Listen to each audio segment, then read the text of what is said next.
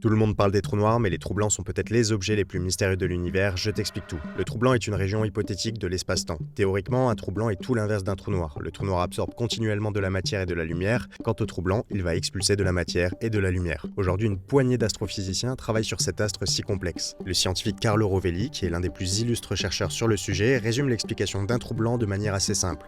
On peut rentrer dans un trou noir, mais pas en sortir tout de suite. On peut sortir d'un trou blanc, mais pas y rentrer. En théorie, ces objets, à l'instar des trous noirs, possèdent une singularité, c'est-à-dire un endroit où nos milliers d'années de recherche scientifique sont remises en cause. D'ailleurs, tout comme le trou noir, plus on s'approche d'un trou blanc, plus le temps est lent. Et pour le coup, ça c'est physiquement prouvé. Le temps passe plus lentement près d'un astre massif.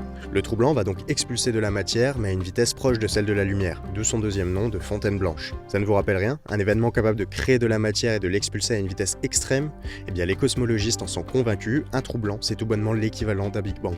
Si les scientifiques travaillant sur ces sujets arrivaient à prouver l'existence de ces régions encore hypothétiques, cela permettrait de prouver la gravité quantique, c'est-à-dire qu'il existerait une particule pour la gravité.